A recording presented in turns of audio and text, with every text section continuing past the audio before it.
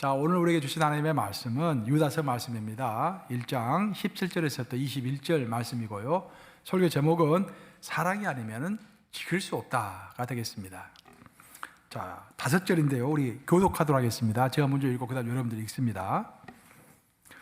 사랑하는 자들아, 너희는 우리 주 예수 그리스도의 사도들이 미리 한 말을 기억하라. 그들이 너희에게 말하기를 마지막 때에 자기의 경건하지 않은 정욕대로 행하며 조롱하는 자들이 있으리라 하였나니, 이 사람들은 분열을 일으키는 자며 육에 속한 자며 성령이 없는 자니라. 사랑하는 자들아, 너희는 너희의 지극히 거룩한 믿음 위에 자신을 세우며 성령으로 기도하며 합독합니다. 하나님의 사랑 안에서 자신을 지키며 영생에 이르도록 우리 주 예수 그리스도의 긍휼을 기다리라. 살아계신 하나님의 말씀입니다. 로마 교회가 이제 초대교회 시절에 참 걱정이 많았습니다. 왜냐하면 로마는 그 당시에 세계 최고의 큰 도시인데 그곳에서 교회를 시작했는데 외부적인 압박이 너무도 심합니다. 로마는 대대로 황제를 신으로 모시는 그런 나라였기 때문에 또 다신 여러 가지 신들, 아폴로 신을 비롯해서 여러 가지 신들이 있는 그런 땅이었기 때문에 기독교의 유일신 사상을 예수만이 오직 하나님께로 가는 길이다라는 그 사상을 믿지 않았습니다. 그래서 핍박이 심했던 거예요. 외부적인 핍박만 있었던 것이 아니라 내부적으로도 헬라파 유대인 또 히브리파 유대인 이렇게 나누어가지고 교회가 파가 생겨가지고 아주 시끄러웠습니다. 그래서 성도들이 근심이 많았던 거예요. 아니, 교회 와도 힘들고 교회 나가도 힘들고 이게 근데서 예수를 떠날 수도 없고 그런 엉거주춤한 상황 가운데 있었을 때 사도 바울이 쓴 편지가 로마서라는 편지입니다. 사도 바울은 로마서 8장 32절에서 이렇게 말하고 있죠. 자기 아들 아끼지 아니하시고 우리 모든 사람을 위하여 내주시니까 어찌 그 아들과 함께 모든 것을 또한 우리에게 주시지 아니하겠느냐. 생각해보라 그 말이에요. 하나님 우리를 사랑해 주셔가지고 독생자 예수까지 아끼지 아니하시고 우리를 사랑해서 우리를 구원하기 위해서 그 아들까지 십자가에서 못 박혀 죽도록 내어주었는데 더 이상 우리에게 주지 못할 것이 뭐가 있느냐 그런 말입니다.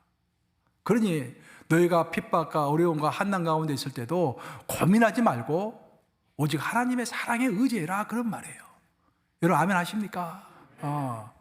우리가 어떤 삶의 고난과 어려움과 힘든 일이 온다고 할지라도 하나님이 계십니다. 근데 그 하나님은 나를 위하여 자기의 가장 사랑하는 독생자 예수를 우리에게 주신 분이에요. 그렇죠? 근데 그것까지 주셨는데 그 나머지 것을 못 줄 이유가 뭐가 있습니까? 아들까지 주셨는데. 그러니 그 하나님의 사랑 안에서 염려하지 말라라는 이야기를 사도 바울이 했던 것입니다. 근데 그 사도 바울이 했던 로마서 8장 32절 말씀이 오늘 본문 말씀과 똑같은 말씀입니다. 오늘 본문 말씀을 보면은요, 이제 야고보의 동생인 유다가 쓴 거죠. 가룟 유다가 아니에요. 야고보의 동생인 유다입니다. 유다가 쓴 편지인데 이제 딱 한 장입니다. 그 배경은 이렇습니다. 오늘 본문을 쭉 우리가 함께 읽어보았지만 마지막 시대가 되면은 성경에서 마지막 시대라는 것은 혼란의 시대입니다. 진리가 흔들리는 시대입니다. 상식이 깨지는 그런 시대를 마지막 시대라고 하는 거예요. 마지막 시대가 되면은 교회를 조롱하는 자들이 많아진다는 것입니다. 아니, 교회 굳이 갈 필요가 뭐가 있느냐? 교회 뭐 나가나 안 나가나 똑같다 하면 조롱하는 자가 많아지고 성령이 없는 것처럼 육신으로 행하는 자들이 많아지고 또 무엇보다도 분열을 일으키는 자들이 많아진다는 것입니다. 이 사회에서도 가정에서도 심지어 교회에서도 분열을 일으키는 자들이 많아진다라고 오늘 본문은 소개를 하고 있습니다. 그러면서 이 모든 행동의 근원적인 이유는 왜 교회를 조롱하고 분열하고 또 마치 성령이 없는 것처럼 육신으로 사람들이 행할까? 그 이유는, 가장 근본적인 이유는 하나님의 거룩한 임재를, 그 현존을 체험하지 못했기 때문입니다. 우리가 평생을 살면서 뭔가 강한 감동이 올 때가 있어요. 그렇죠? 예배를 드릴 때라든지 성경을 읽을 때라든지 기도할 때라든지 심지어 어떤 등산 중에도 강한 하나님의 임재를 딱 느낄 때가 있습니다. 직관적으로 느낄 때가 있어요. 아, 하나님이시구나. 하나님이 실제로 계시는구나. 그걸 알게 되는 것입니다. 그것을 경험한 사람은 함부로 행동하지 않습니다. 그것을 경험하지 못한 사람들이 용감한 거예요. 그래서 경험한 사람들은 용감하지 않고 항상 두렵죠. 하나님 앞에서 내가 혹시 잘못하고 있지 않을까. 제가 여러분들에게 한두 번 제가 좋아하는 예화를 말씀드린 적이 있는데 또 한 번 하고 싶습니다. 토마스 아퀴나스, 중세 최고의 신학자, 또 동시에 철학자, 신학과 철학을 합쳐버린 사람, 대단한 천재 중에 천재, 인류가 배출한 3대 천재 중에 한 명이라고 하지 않습니까? 토마스 아퀴나스가 평생에 걸쳐서 책을 썼습니다. 신학대전을 비롯해서 많은 책을 썼어요. 워낙 책을 잘 썼기 때문에 그 나라에서는 토마스 아퀴나스에게 먹을 것과 입을 것을 다 대주고 비서를 또 몇 명 대줬습니다. 그래서 토마스 아퀴나스는 책을 쓸 때 자기가 글로 쓰지 않았어요. 너무 시간이 많이 걸리니까. 그냥 비서를 3명, 4명 딱 앉혀놓고 나서 입으로 불러줍니다. 이 사람한테 하나 불러주고, 이 사람한테 하나 불러주고, 책을 동시에 3권을 한꺼번에 썼습니다. 그 정도 천재죠, 이게. 토마스 아퀴나스가 평생을 책을 썼던 사람인데, 어느 날 갑자기 책을 쓰질 않는 거예요.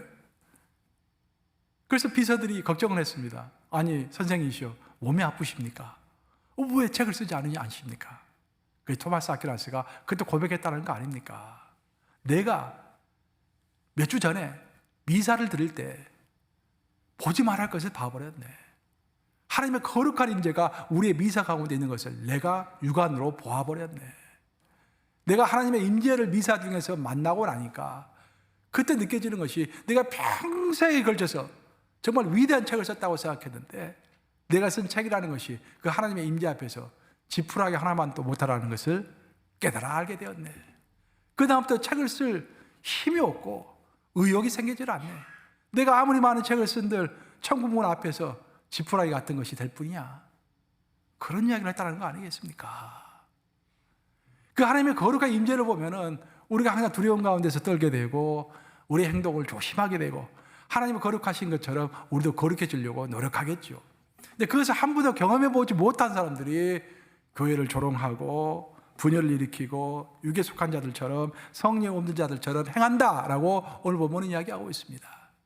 그러면서 이 혼란의 시대가 오면은 마지막 시대가 오면은 우리가 어떻게 할 것인가라는 것을 오늘 본문을 소개하고 있는데 그것이 21절 말씀입니다. 우리 한번 21절 같이 읽어보겠습니다. 시작. 하나님의 사랑 안에서 자신을 지키며 영생에 이르도록 우리 주 예수 그리스도의 긍휼을 기다리라 했습니다. 자, 마지막이 될수록 혼란의 시대가 될수록 우리를 지켜야 한다 그런 말이에요. 그렇죠?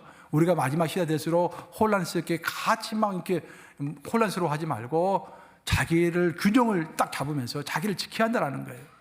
근데 여기서 한마디를 더 하고 있는데 자기를 지키되 그냥 혼자 지키는 것이 아니라 어떤 그 안에서 하나님의 사랑 안에서 자기를 지키라라고 얘기하고 있는 거예요. 하나님의 사랑. 그 하나님의 사랑이 무엇일까? 아까 제가 말한 것처럼 로마서 8장 32절에 나온 것처럼 자기 아들을 아끼지 아니하시고 우리 모든 사람을 위하여 내주시니까 어찌 그 아들과 함께 모든 것을 우리에게 주시지 아니하겠느냐. 그 말씀처럼 모든 것을 내어주신 하나님의 사랑입니다. 동시에 요한은 또 그렇게 이야기했죠. 요한에서 3장 16절과 17절에서 하나님의 사랑을 이렇게 표현했습니다. 한번 같이 읽어보겠습니다. 시작. 그가 우리를 위하여 목숨을 버리셨으니 우리가 이로써 사랑을 알고 우리도 형제들 위하여 목숨을 버리는 것이 마땅하니라. 누가 이 세상의 재물을 가지고 형제의 궁핍함을 보고도 도와줄 마음을 닫으면은 하나님의 사랑이 어찌 그 속에 거하겠느냐. 우리가 절대적으로 의지해야 할 하나님의 사랑. 내 인생이 혼란에 처했을 때, 내 인생의 어떤 도전과 큰 위급한 상황에 처했을 때, 또 모든 것이 내가 이제까지 믿어왔던 것들이 흔들릴 때, 그때 의지할 것이 하나님의 사랑인데 그 하나님의 사랑이 무엇이냐? 자기 목숨을 아끼지 아니하시고 우리를 위하여 내어주신 그 사랑, 성자 예수님의 사랑이죠. 그 성자 예수님의 사랑을 기억하면서 동시에 그 사랑을 다른 사람에게도 보일 수 있는 그런 믿음의 진보가 있어라 라는 그런 이야기로 요한은 또한 설명하고 있는 것입니다. 우리가 요즘에는 이제 핸드폰을 많이 사용하니까요. 성경을 찾을 때 이제 핸드폰에 있는 웹으로 성경을 찾잖아요. 근데 요즘에 이제 전 세계에서 가장 많이 보는 성경 웹이 유버전입니다. 유버전으로 이제 보통 사람들을 찾아요. 우리는 이제 한국 사람들이니까 한국 웹을 가지고 이제 성경을 많이 찾는데 영어 버전은 U 버전으로 이렇게 많이 찾습니다. U 버전에 이번에 통계가 나왔더라고요. 신문에 보니까. 그래서 제가 항상 관심이 많아서 한번 쭉 읽어봤어요. 근데 2022년이 되고 나서 2월 달에 우크라이나에서 전쟁이 벌어졌잖아요. 근데 그 우크라이나하고 그 근처에 있는 그 지역에서 가장 많이 사람들이 검색했던 그 단어가 불안, 두려움, 전쟁, 이 세 단어가 가장 많이 검색이 됐대요. 그걸 검색해가지고 그 관련된 성경 구절을 찾는 거야. 그래서 불안, 전쟁, 두려움 이렇게 치면은요, 딱 나오는 이제 성경 구절이 이사야 41장 10절 말씀. 두려워 말라, 내가 너와 함께함이니라. 놀라지 말라, 나는 내 하나님이 됨이라. 내가 너를 굳세게 하리라. 참으로 너를 도와주리라. 참으로 의로운 나의 오른손으로 너를 붙들리라. 우리가 암송하고 있는, 익히 알고 있는 이사야 41장 10절 말씀인 거예요. 그 말씀을 붙들고 이 우크라이나에 있는 사람들이 이 전쟁의 두려움을 극복했다라는 것입니다. 근데 놀라운 사실이 이제 그 읽어보니까 뒤에 나오는데 놀라운 사실이 벌어졌다는 거예요. 그게 뭐냐면은 전쟁이 벌어지고 나서 한 6개월 동안은 계속해서 불안, 두려움, 전쟁 그것만 계속 사람들이 이렇게 검색을 하다가 한 6개월 정도 지나고 나서 검색어가 바뀌었다는 거예요. 그러니까 지금은 검색어 1등이 완전 바뀌었대요. 지금 검색어 1등은 사랑이라는 단어로 바뀌었다는 거예요. 그럼 그게 신비롭다는 거예요. 어떻게 해서 불안과 공포와 전쟁을 이렇게 걱정하던 사람들이 사랑을 이야기하게 됐을까? 그게 이제 관심인 거예요. 저는 그거를 읽고서 이런 생각을 해보았습니다. 우리가 보통 이제 우리의 인식의 발전, 또 우리 신앙의 발전, 이게 발전이라는 말을 많이 사용해요. 이게 발전이라는 단어는 영어로 말하면 develop입니다. develop. 근데 그 develop가 우리의 인식의 발전, 뭐 이렇게 삶의 발전, 신앙의 발전, 그 발전도 이야기하지만 사실 사진을 현상한다라는 그런 의미도 있어요. 지금은 사진을 찍을 때 보통 우리 핸드폰으로 사진을 많이 찍지만 10수년 전만 하더라도 우리 사진 찍을 때 항상 사진기로 사진을 찍었죠. 그 사진기 안에다가 시커먼 필름을 집어넣고 사진을 찍습니다. 그리고 그 필름을 빼서 보면은 여전히 그 필름은 시커먼 필름이에요. 잘 보이질 않아요. 근데 놀랍게도 그것을 디벨로퍼 할 때 현상한다고 그러죠. 현상을 하면은 그 시커먼 필름 안에가 숨겨져 있었던 그 시커먼 필름이 품고 있었던 아름다운 내 남편의 모습도 나오고 맞나요? 내 아름다운 아내의 모습도 나오고 그렇죠? 내 사랑스러운 교회의 모습도 나오고 내가 좋아하는 베어 마운틴 정상의 모습도 화려하게 나오고 그런다라는 거예요. 이게 참 의미가 있습니다. 왜냐하면은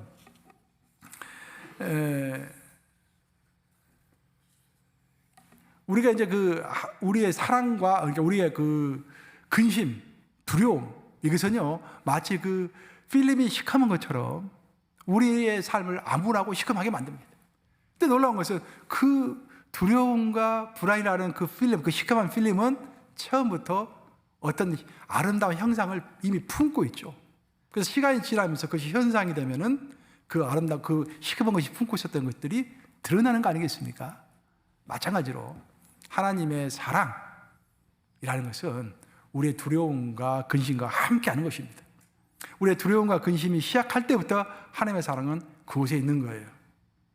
예를 들어서 성경을 읽어보면 우리가 엘리야 이야기를 잘 알고 있습니다. 엘리야는 850명의 이방인 선지자들과 전쟁을 해서 승리했습니다. 850대 1로 전쟁을 했는데 자기가 이긴 거예요. 근데 이겼음에도 불구하고 이세벨 왕비가 내가 해가 지기 전까지 내가 너를 죽이리라 라고 협박했을 때 두려움에 덜덜덜 떨었죠. 하나님은 엘리야가 두려움에 떨고 있는 것을 다 보고 계셨습니다. 결국 하나님의 시간이 되었을 때 엘리야를 성령을 보내셔서 어루만져 주심으로 떡과 물을 먹여서 육신이 회복하게 하시고 엘리야를 성령이 어루만짐으로 그 마음이 회복되게 하셨죠. 아브라함도 마찬가지예요. 아브라함이 하란을 떠나서 팔레스타인 땅에 왔을 때 믿음으로 왔습니다. 근데 기근이 들어가지고 먹을 것이 없어지니까 마음이 불안한 거예요. 불안해서 하나님께 기도했는데 하나님이 뭐라고 그랬습니까? 나를 믿고 떠나지 말라라고 했어요. 하지만 여전히 아브라함은 두렵고 불안했습니다. 그래서 그는 할 수 없이 그 땅을 떠나가지고 하나님이 가지 말라고 한 애굽 땅까지 가게 되는 것입니다. 그 모든 과정을 하나님은 보고 계셨던 거예요. 아브라함의 불안과 근심이 시작될 때부터 하나님의 사랑은 이미 그 가운데 있었던 것입니다. 야곱도 마찬가지예요. 야곱도 형 에서가 너무 무서웠습니다. 그래서 형 에서를 피해서 자기의 외갓댁이 있는 하란까지 도망을 했죠. 도망하는 과정 가운데서 굉장히 불안했습니다. 하나님은 야곱의 불안과 두려움을 다 알고 계셨습니다. 시작할 때부터 알고 계셨던 거예요. 하지만 야곱의 신앙을 더 높여주기 위하여, 아브라함의 신앙을 더 높여주기 위하여, 엘리야의 신앙을 더 높여주기 위해서 그 시련, 그 두려움과 불안은 필요했기 때문에 일시적으로 하나님은 허락하신 것입니다. 하나님의 때까지만 허락하신 것이에요. 히브리에서 나오신 것, 히브리에 나오는 말씀처럼 우리가 감당치 못할 시험당함을 허락지 아니하시고 시험 당할 쯤에 또한 피할 길을 미리 내사 우리로 그 길을 극복하게 하신다고 하셨죠. 그처럼 불안과 두려움이 시작될 때 하나님의 사랑은 이미 그곳에 있었지만 하나님은 기다리고 계셨던 것입니다. 그리고 시간이 흐르면서 마치 그 필름이, 검은 필름이 현상이 되는 것처럼 점점 하나님의 사랑은 드러나게 되는 것이죠. 그래서 하나님은 마침내 야곱을 베델 들판에서 만나 주셨죠. 베델 들판에서 두려움에 벌벌 떨면서 정말 그 들판에서 돌베개를 베고서 잠을 자고 있는, 그 불안에 떨고서 웅크리고서 잠을 자고 있는 그 야곱에게 나타나셔가지고 하나님은 하늘 세계를 보여주셨죠. 그러니까 내가 너와 함께 한다는 것을 알게 하셨죠. 그래서 야곱은 너무 기뻐서 그 돌베개 위에다가 기름을 붓고서 이곳이 바로 하나님이 계신 땅이다 라는 의미로 베델이라고 이름을 지었다라고 되어 있습니다. 아브라함도 마찬가지예요. 구해주시려면 미리 구해주셔야 하는데 미리 구해주시지 않았어요. 아브라함이 애굽 땅에 가서 자기 아내 사라를 빼앗기고 수치를 당하게 하시고 거짓말도 하게 하시고 그 모든 것을 다 지켜보신 다음에 아브라함이 스스로 자기의 못난 것을 깨달아 알 만큼 시간이 지날 정도까지 기다리셨다가 딱 하나님의 때가 됐을 때 하나님이 딱 개입하시죠. 개입하셔가지고 아브라함을 구해주시는 것입니다. 엘리야도 마찬가지입니다. 그래서 우리가 인생을 살 때 불안이 없을 수가 없습니다. 두려움이 없을 수가 없습니다. 왜냐하면 우리는 이 땅에 태어날 때부터 원죄를 가지고 살아가면서 경쟁사에서 살아가기 때문에 실패를 아니할래야 아니할 수가 없는 그런 구조입니다. 한두 번은 실패를 하게 되어 있는 그런 구조예요. 확률상으로. 이 모든 사람이 겪는 불안과 두려움 가운데 우리가 꼭 기억해야 할 것은 내 두려움과 불안이 시작되는 바로 그곳에 이미 하나님의 사랑이 있다라는 거예요. 그것을 믿으라라는 것입니다. 그 하나님의 사랑에 의지해서 자기를 지키라라는 것이, 그 사랑 아니면 너를 지킬 수 없다라는 것이 오늘 본문의 키포인트인 것입니다. 아멘 하십니까 여러분? 아멘. 예. 제가 이제 이 연말 연시 굉장히 분주했습니다. 분주한 상태에서 잠깐 짬을 내가지고 주초에 책을 한 권 읽었어요. 제가 평상시 읽고 싶었던 철학책 한 권 읽었습니다. 철학책을 읽어봤는데 거기에서 이제 가장 흥미로운 내용이 하나 나왔는데 그 뭐냐면은 인정욕구라는 그런 단어를 가지고 이제 쭉 이제 풀이를 하는 그런 단락을 읽었어요. 참 재미있었습니다. 그 해겔의 정신 현상학을 읽어보면은 거기에 이제 인정욕구라는 이야기가 나와요. 모든 사람은 태어날 때부터 인정받고 싶어 한다는 거예요. 특별히 이제 대중으로부터 모든 사람들로부터 인정받기 원한다는 거예요. 그래서 인정받으려고 열심히 일도 하고 뭐 페이스북이나 SNS에다가 자꾸 자기 사진도 올려가지고 막 자기를 홍보도 하고 또 뭐 스펙도 잘 만들고 노력을 합니다. 근데 이 사회라는 것이 만만치가 않아요. 사회라는 게 만만치 않아가지고 분명히 많은 사람들이 나를 좋아하는 것 같은데 사실은 나를 좋아하는 사람이 많아지는 것만큼 거의 같은 비율로 나를 싫어하는 사람도 많아진다는 거예요. 나를 좋아하는 사람이 별로 없으면요, 나를 싫어하는 사람도 별로 없어요, 여러분. 참 묘하죠. 근데 나를 좋아하는 사람이 많잖아요. 그러면 나를 싫어하는 사람도 반드시 많아집니다. 그것이 사회 법칙이에요.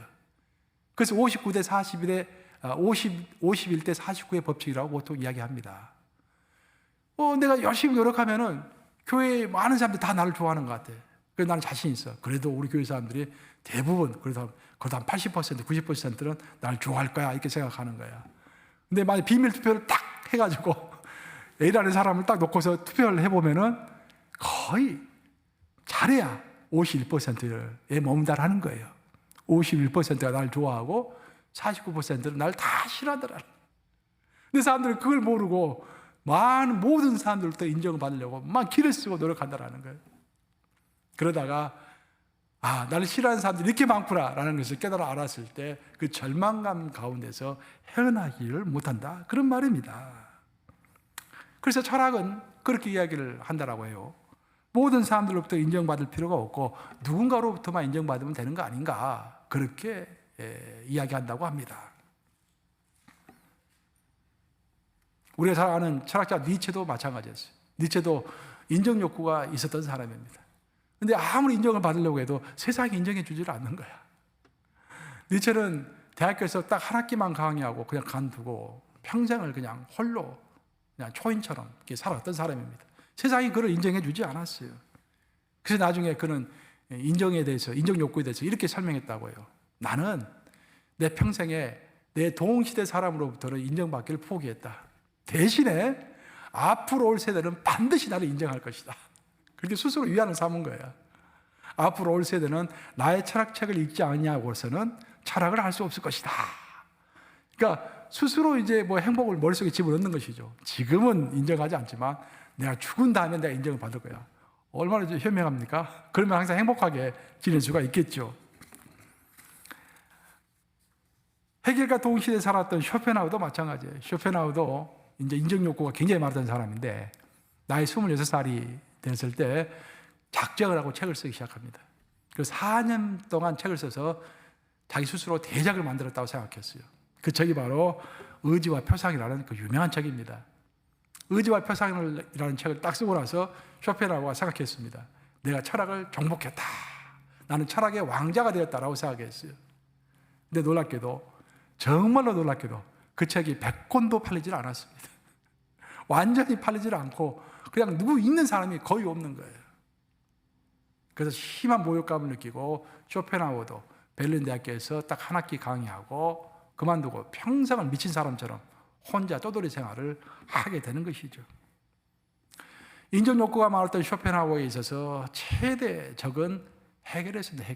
헤겔이 그 당시에 최고의 철학자였는데, 이야기를 내가 일절에 한번 설교하면서도 한 것 같은데, 그 헤겔이 아주 유명한 철학자였기 때문에 쇼펜하우어는 자기가 헤겔보다 더 낫다고 생각했어요.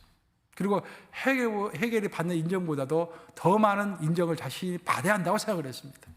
근데 세상이 자기를 알아주질 않는 거예요. 그래서 화가 난 쇼펜하우어가 개를 한 마리 구입했습니다. 그 개 이름을 뭐라고 지었을까요? 헤겔이라고 지은 거예요. 헤겔이라는 이름을 짓고 나서 구박하면서 아침마다 헤겔 컴온 해가지고 구박하고 그러면서 평생을 보냈다라는 그런 이야기입니다. 그런데 쇼펜하우어가 평생 인정을 받지 못하다가 한 번은 니체를 통해서 인정을 받게 되는데, 이런 이야기가 나와요. 이 책을 읽어보면은 니체가 헌책방에 갔습니다. 헌책방에 가서 책을 쭉 보는데 허공에서 소리가 들렸다고 그래요. 실제로 이제 그렇게 그런 일이 이제 전해져 내려온다고 그래요. 니체 고백했던 소리인데, 이 책을 집으로 가져가라, 그런 소리가 들리는 거예요. 그래서 이 책이 뭔가 하고 봤더니 전혀 알지도 못한 사람의 책이야. 근데 허공에서 이 책을 가져가라, 집으로 가져가라 하기 때문에 그 말 듣고서 돈을 주고 샀습니다. 집에 와서 딱 펼쳐서 읽어보는데 보통 책이 아닌 거야. 그래서 14일 동안, 2주죠. 14일 동안 아침 6시에 일어나가지고 새벽 2시까지 하루에 20시간 먹지도 않고 씻지도 않고 집중해가지고 2주간 계속 그 책을 읽고 나서 감탄했다는 것입니다. 바로 그 책이 쇼펜하우어가 나이 30에 쓴 의지와 표상이라는 그런 책인 거예요. 마침내 쇼펜하우어는 한 사람으로부터 인정을 받고 이 땅을 떠나게 되었던 것입니다. 사랑하는 여러분, 이것이 바로 인생이라고 저는 생각을 합니다. 젊었을 때 우리 모두는 인정 욕구에 불같은 열정을 가지고 이 사람에게도 인정을 받고 싶어하고 저 사람에게도 인정을 받고 싶어하고 사회에서 날 좀 알아줬으면 하는 그런 마음들이 참 많습니다. 심지어 교회에서조차도 사람들이 좀 나를 알아줬으면 하는 욕구가 많이 분출됩니다. 하지만 보통 사람들은 어리석게도 세상 모든 사람들부터 인정받기 위해서 이리저리 열심히 뛰다가 결국은 자포자기하고 절망하고 넘어지게 됩니다. 약간 현명한 사람은 내가 모든 사람들로부터 사랑받을 수 없다라는 것을 알기 때문에 그냥 51%만이라도 내가 인정을 받자라고 그것에 초점을 두고서 인생을 살아가는 사람도 있습니다. 더 현명한 사람은 니체처럼 아예 이 세상으로부터 인정받기를 포기하고 다음 세대는 나를 인정해 줄 거야 라고 행복 회로를 돌리면서 스스로 아마 다음 세대는 나를 인정해 줄 거야 라고 위안을 삼으면서 살아가는 사람도 있는 것입니다. 그런데 우리 기독인은 다르다는 것입니다. 우리 기독인의 인정 욕구와 세상의 인정 욕구가 똑같을 수가 없다는 것이에요. 우리 기독인의 인정 욕구는 51%도 아니고 대중도 아니고 다음 세대도 아니고 딱 한 존재로부터만 인정을 받으면 되는 것입니다. 그 존재가 누구다? 하나님. 우리 기독인은 하나님만 알아주면 되는 것입니다. 나를 알아주시는 그 하나님의 사랑 안에만 있으면 되는 거예요. 나를 위하여 십자가에 못 박혀 돌아가신 예수님의 죽음의 사랑, 자기 아들을 아끼지 아니하시고 모든 사람에 위하여 내어주신, 나를 위하여 내어주시니, 그래서 그 이상 나에게 못 줄 것이 없으신 그 하나님의 사랑, 그 하나님의 인정, 그것만 있으면은 그 어떤 마지막 시대가 온다고 할지라도 우리가 이겨낼 수 있다라는 것입니다. 우리의 인생을 살다 보면은 비즈니스가 어려울 때도 있죠. 너무 힘들 때가 있습니다. 캐시플로우가 쪼달리면은 정신없습니다.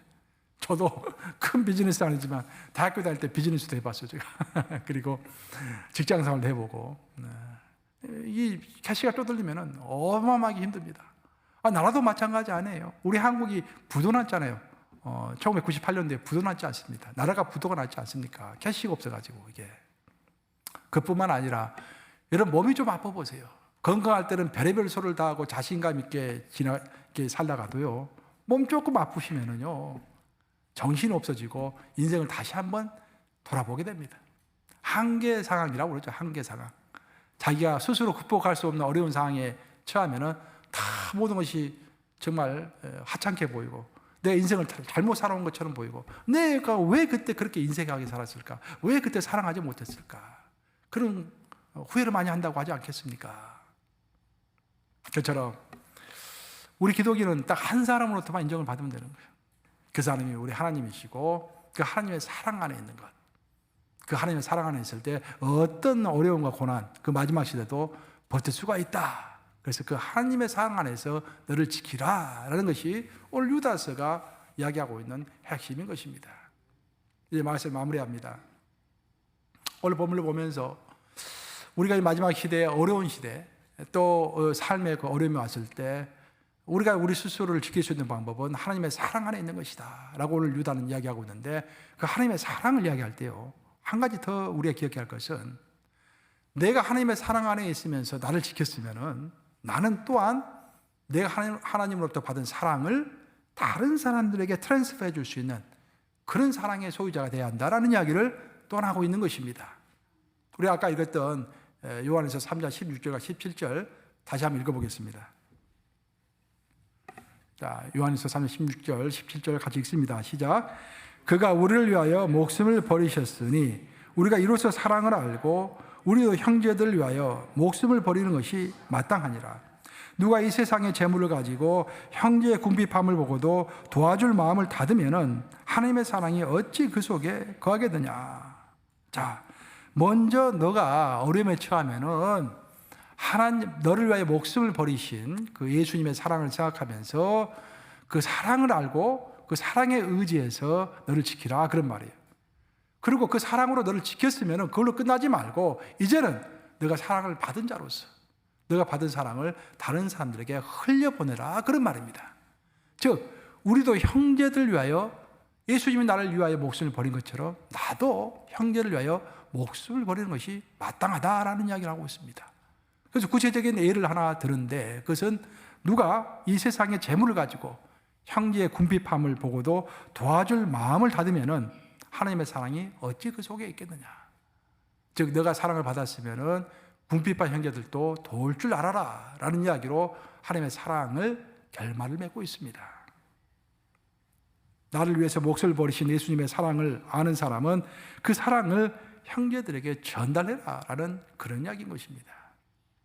성경 읽어보면요, 성경은 아담과 하와는 하나님의 형상을 따라서 창조되었지만 그 아담의 후손들은 하나님의 형상이 아니라 사람의 형상을 따라서 이 땅에서 태어났다라고 이야기하고 있습니다. 굉장히 중요한 의미가 있습니다. 창세기 5장 1절을 보시면 이렇게 되어 있어요. 창세기 5장 1절 한번 보겠습니다. 같이 읽겠습니다. 시작. 이것은 아담의 계보를 적은 책이니라. 하나님의 사랑을 창조하실 때 하나님의 모양대로 지으시되. 하나님이 아담을 창조하실 때는 분명히 하나님의 형상을 따라서 아담을 창조했습니다. 근데 5장 3절을 보면 이렇게 되어 있어요. 5장 3절 한번 떼보겠습니다. 시작. 아담은 130세 자기의 모양 곧 자기의 형상과 같은 아들 낳아 이름을 셋이라 하였고 라고 되어 있습니다. 그럼 이게 무슨 말인가? 이걸 가지고 2000년 신학의 역사가 논쟁을 해왔습니다. 그래서 결론 지은 것이 뭐냐면은 하나님의 형상, 즉 아담은 하나님의 형상대로 이 땅에 태어났다고 했는데 거기서 하나님의 형상은 무엇을 뜻하는 것일까? 물론 지정의를 이야기한다라고 우리는 보통 이야기를 생각을 하고 있죠. 맞는 말입니다. 하여튼 더 구체적으로 거기서 말하는 하나님의 형상, 아담이 하나님의 형상을 가지고 태초에 태어났다라는 이야기는 공동체성을 가지고 태어났다 그런 말입니다.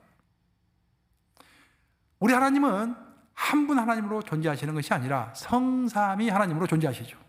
성부, 성자, 성령. 그것이 아주 그 자체가 성삼위 일체 하나 그 자체가 우리에게 많은 것을 시사하는 것입니다.